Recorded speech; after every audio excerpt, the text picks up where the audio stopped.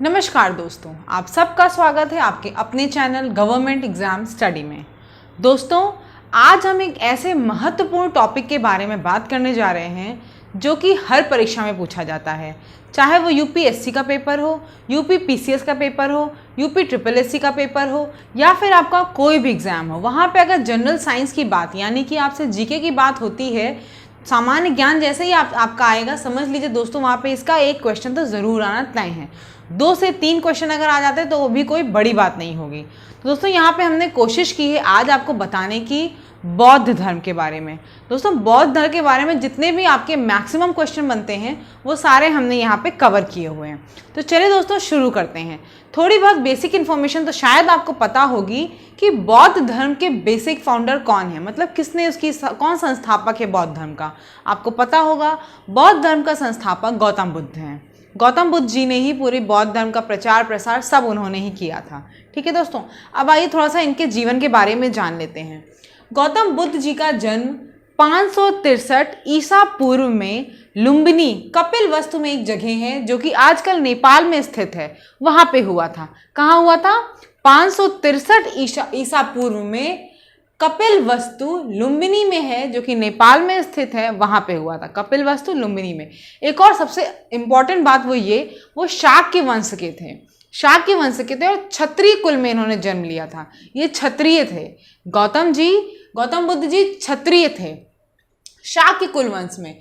देखिए इनके कुछ क्वेश्चन, एक बहुत इंपॉर्टेंट क्वेश्चन आता है कि जो उन्होंने जन्म लिया, इनका महापरिनिर्वाण, इनका महाभिनिष्क्रमण, इन सबको एक चिन्ह से हम दर्शाते हैं हर जगह पे। वो कौन से चिन्ह है क्वेश्चन में ज़रूर आता है। जैसे कि जन्म को, गौतम बुद्ध जी के जन्म को कमल से दर्शाया जाता है। अगर कोई पूछे गौतम बुद्ध जी का जन्म इनमें से किससे दर्शाया था, तो आपको पता होना चाहिए गौतम बुद्ध जी का जन्म कमल के चित्र द्वारा दर्शाया जाता है। ऐसे ही जो उन्होंने गृह त्याग किया था, 29 साल की उम्र में उन्होंने गृह त्याग किया था, उस गृह त्याग को हम लोग महाभिनिष्क्रमण भी बोलते हैं। गृह त्याग को महाभिनिष्क्रमण बोलते हैं। इसको हम लोग घोड़े से रिप्रेजेंट करते हैं, यानी कि घोड़े से चित्र से दर्शाया जाता है इनके गृह त्याग को।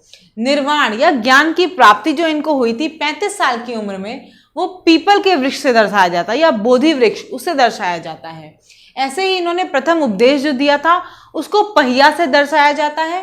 महापरिनिर्वाण यानी कि मृत्यु, वो इसको आप स्तूप से दर्शाते हो। ठीक है, फिर से मैं बता देती हूँ। गौतम बुद्ध जी का जन्म कमल के द्वारा दर्शाया जाता है। जो इन्होंने गृह त्याग किया था, घर छोड़ा था 29 साल की उम्र में, वो महाभिनिष्क्रमण है, उसको घोड़े से हम चित्र दर्शाते हैं। निर्वाण या ज्ञान की प्राप्ति को हम लोग पीपल या बोधि वृक्ष से दर्शाते हैं। प्रथम उपदेश जो दिया था उसको पहिए से दर्शाते हैं, और जो इनका महापरिनिर्वाण हुआ था वो स्तूप से दर्शाते हैं। देखिए दोस्तों, 2 टर्म आ रहे हैं, एक महापरिनिर्वाण आ रहा है, एक आपका महाभिनिष्क्रमण आ रहा है। महापरिनिर्वाण से कंफ्यूज मत होइएगा, मृत्यु महापरिनिर्वाण, मृत्यु और महापरिनिर्वाण वो हो गया। निर्वाण आपकी ज्ञान प्राप्ति है और महाभिनिष्क्रमण घर छोड़ने की प्रक्रिया को, गृह त्यागने की प्रक्रिया को कहते हैं। आइए आगे चलिए, थोड़ा सा उनकी फैमिली का बैकग्राउंड भी देख लेते हैं, मतलब उनके परिवार में कौन कौन थे। उनके पिताजी का नाम शुद्धोधन था, उनकी माता का नाम महामाया था। लेकिन ऐसा पता चला है कि जो उनकी माता थी वो जन्म देते ही परलोक सिधार गई थी, स्वर्ग सिधार गई थी गौतम बुद्ध जी का जन्म देने के बाद ही। उनका पूरा पालन पोषण उनकी मौसी ने किया था, जिनका नाम था प्रजापति गौतमी। प्रजापति गौतमी उनकी मौसी थी, उन्होंने पूरा उनका पालन पोषण किया। पत्नी का नाम उनका यशोधरा था और पुत्र उनका जो था राहुल। सबसे एक इंटरेस्टिंग फैक्ट ये कि गौतम बुद्ध जी का ओरिजिनल नाम भी गौतम बुद्ध नहीं था। बुद्ध तो उनको जब उन्होंने ज्ञान की प्राप्ति कर ली तब उन्हें बुद्ध बोला गया है। उनका ओरिजिनल नाम यानी कि उनका जो असली वास्तविक नाम था वो सिद्धार्थ था। ठीक है, सिद्धार्थ। अब देखिए इन्होंने प्रथम गुरु जो इन्होंने बनाया वो बनाए थे अलार कलाम वैशाली में। वैशाली में इनके प्रथम गुरु बने अलार कलाम। दोस्तों इन्होंने गुरु में जहाँ भी जिससे भी दीक्षा ली, गुरु लोग इनसे इतने प्रसन्न हो जाते थे कि उन्होंने बोला कि मेरे बाद अब तुम्हें ही मेरी गद्दी संभालनी है। लेकिन बुद्ध जी को अभी भी उतने ज्ञान से संतुष्टि नहीं हुई, उन्हें लगा नहीं अभी मैंने बहुत कम सीखा है, तो उन्होंने दूसरे गुरु से सीखा। दूसरे गुरु जो उनके नाम था, उनका नाम था रुद्रक रामपुत्र राजगीर में। इनसे इन्होंने ज़्यादातर ध्यान वगैरह की प्रक्रिया सीखी। ठीक है, सांख्यिकी जो होती है, सांख्य है, वो इन्होंने अलार कलाम वैशाली में मिलके वहाँ से इन्होंने सीखी। और जो दूसरे गुरु थे रुद्रक रामपुत्र राजगीर में, उनसे इन्होंने में ध्यान वगैरह की प्रक्रिया सीखी। ठीक है, दोनों ही लोगों ने बोला कि आप मेरी गद्दी इसके बाद संभालिएगा, आप बहुत अच्छे शिष्य हैं, लेकिन इन्होंने दोनों जगह मना कर दिया और बोला कि नहीं, अभी मुझे और ज्ञान अर्जित करना है। फिर एक ज्ञान की खोज में दोस्तों चले गए निरंजना नदी के पास। निरंजना नदी के पास चले गए और वहां पे पीपल यानी कि बोधि वृक्ष के नीचे बैठ के बिना कुछ खाए पिए इन्होंने तप किया। उसके बाद इन्हें जाके 35 साल की उम्र में इन्हें ज्ञान की प्राप्ति हुई। जिस स्थान पे इन्हें ज्ञान की प्राप्ति हुई उसे हम बोलते हैं बोध गया। जिस स्थान पे इन्हें ज्ञान की प्राप्ति हुई उस स्थान को हम बोलते हैं बोध गया। ये क्वेश्चन आता है कि जिस स्थान पे ज्ञान की प्राप्ति हुई गौतम बुद्ध जी, उस स्थान को क्या बोलते हैं? उसको बोध गया बोलते हैं। ठीक है, बुद्ध की प्राप्ति, ज्ञान की प्राप्ति, बोध गया।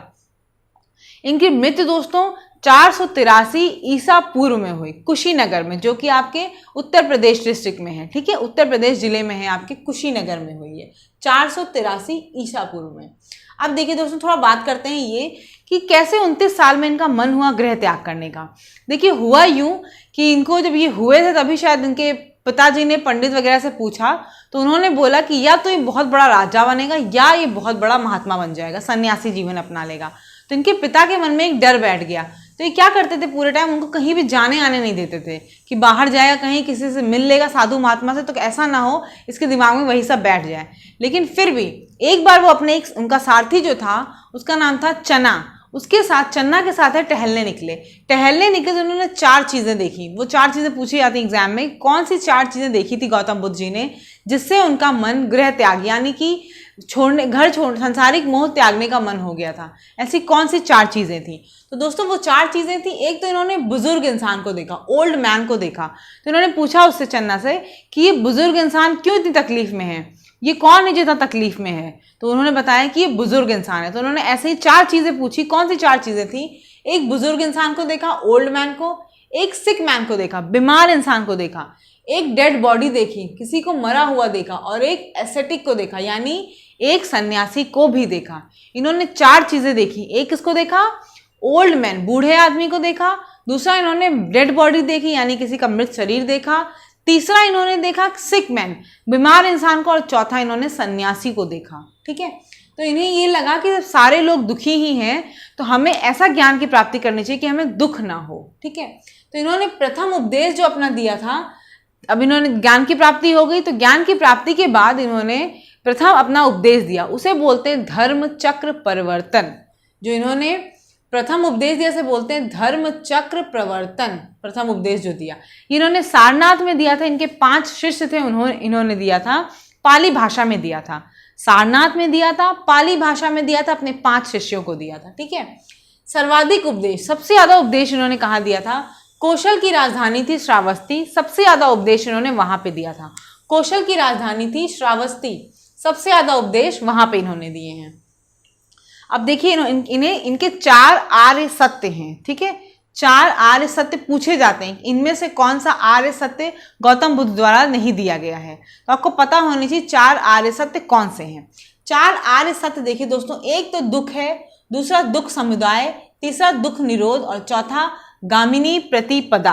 क्या क्या है? दुख, दुख समुदाय, दुख निरोध, और चौथा गामिनी प्रतिपदा। इसको मैं इंग्लिश में अगर समझाऊं शायद ज्यादा समझ में आएगा। पहला दुख, मतलब 4 आर्य सत्य क्या है? पहला दुख है, world is full of sorrow. मतलब गौतम बुद्ध जी ने बताया कि इस पूरी दुनिया में सिर्फ दुख ही दुख है। तो पहला क्या है आपका? दुख। दूसरा क्या है? दुख समुदाय, मतलब जो ये सॉरो है ये कॉज्ड बाय डिजायर होते हैं। जो ये दुख है, दुखों का कारण क्या है? आपकी इच्छा है, इच्छा की वजह से ही खाली आपके पास दुख है, दुख समुदाय। तीसरा क्या है? दुख निरोध।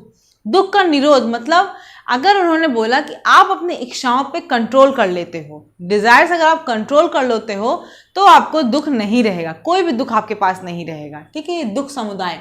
चौथा था गामिनी प्रतिपदा। जो गामिनी प्रतिपदा था ये इन्होंने बताया था अष्टांगिक मार्ग जो थे या फिर 8 फोल्ड पाथ आपके जो थे वो इन्होंने बताया था गामिनी प्रतिपदा में। 4 आर्य सत्य कौन कौन से हैं? देखिए, दुख कि पूरे दुनिया में वर्ल्ड में सिर्फ सौरो है, सब दुखी दुखी है। दूसरा क्या है आपका? दुख समुदाय। जो ये सौरोज है किस वजह से, आपके दुख जो है किसकी वजह से होते हैं? इच्छा की वजह से होते हैं।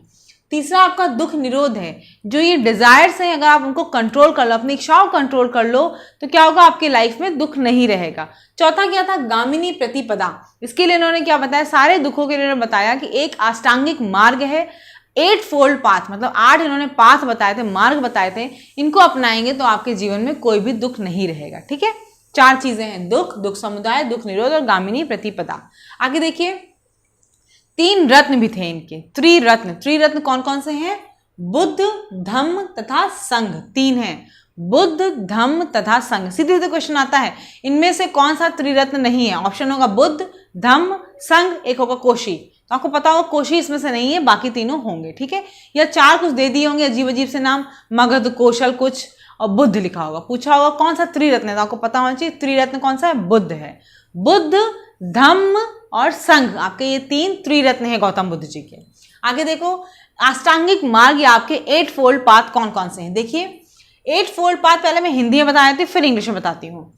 सम्यक दृष्टि, सम्यक संकल्प, सम्यक वचन, सम्यक कर्मांत, सम्यक आजीव, सम्यक व्यायाम, सम्यक स्मृति, सम्यक समाधि। ठीक है, अब मैं बताती हूँ इंग्लिश में भी। सम्यक दृष्टि यानी कि राइट व्यू, सही चीजें, एकदम अच्छी चीजें आपको देखनी है। ठीक है, राइट व्यू, सम्यक दृष्टि। सम्यक संकल्प क्या है आपका, राइट इंटेंशन, मतलब आपका जो विचार हो, जो संकल्प हो, वो एकदम अच्छा हो, सीधा हो, गलत सलत चीजें आपके दिमाग में इंटेंशन नहीं होनी चाहिए।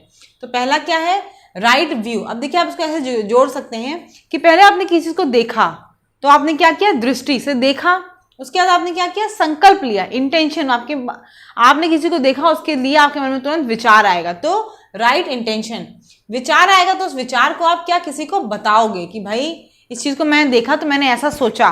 तो पहले आपका क्या हुआ, सम्यक दृष्टि, फिर सम्यक संकल्प, देखने के बाद आपने संकल्प लिया, और फिर उसके बाद सम्यक वचन, किसी को बताया कि भाई मैंने ऐसा संकल्प लिया है, राइट स्पीच। और उसके बाद आपने बोला किस चीज को, तो बोलने के बाद उसको करना ही बहुत जरूरी है। ऐसा तो नहीं आपने खाली बोला कि मैं पढ़ूंगा और काम नहीं करो तो क्या फायदा होगा। तो आपने क्या बोला, सम्यक वचन, उसके बाद सम्यक कर्मांत यानी कि राइट एक्शन, स्पीच के बाद राइट एक्शन।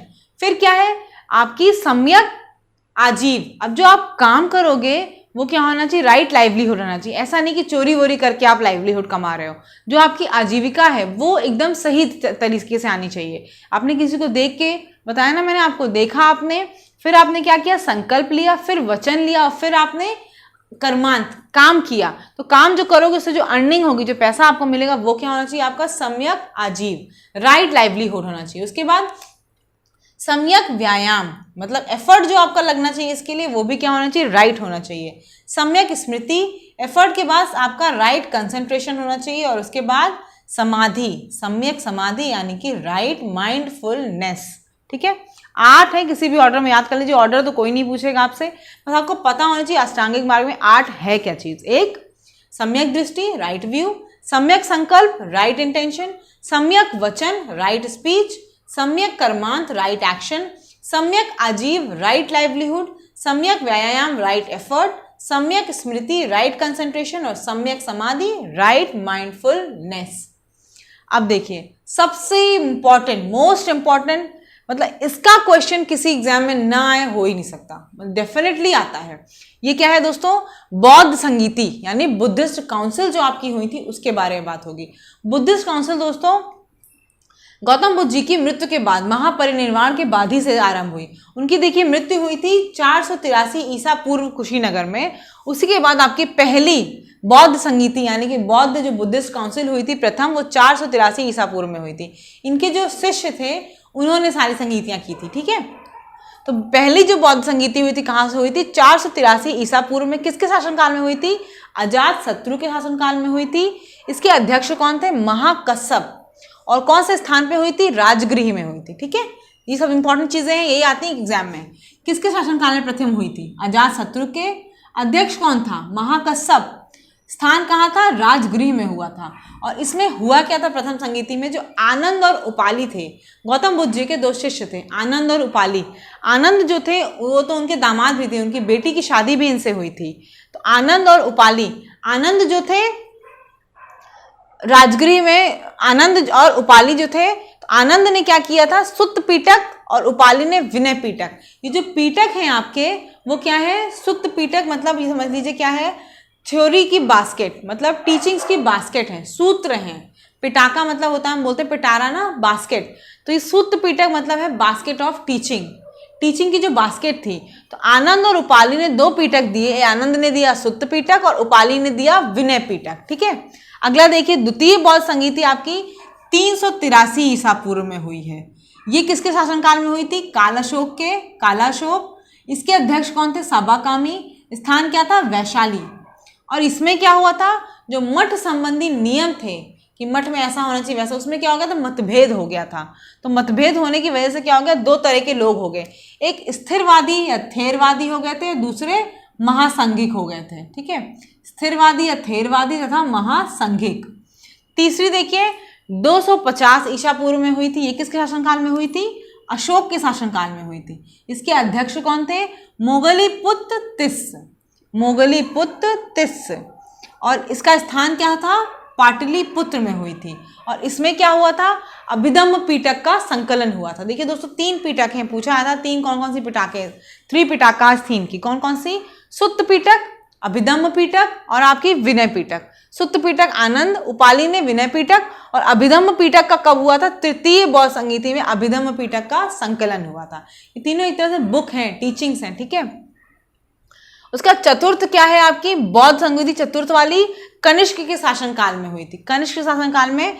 और इस समय अध्यक्ष कौन था? वासुमित्र थे, उपाध्यक्ष अश्वघोष थे, और स्थान क्या था? कुंडलवन, जो कश्मीर में है, कुंडलवन कश्मीर में। और इसमें क्या हुआ था? महायान तथा हीनयान में विभाजन हो गया था, महायान तथा हीनयान में विभाजन हो गया था। ठीक है, फिर से एक बार इसको देख लीजिए। देखो याद करने का तरीका बता देती हूँ आपको, आप याद कर लीजिए। ए के, ठीक है, ए के शासनकाल कैसे याद रखोगे आप?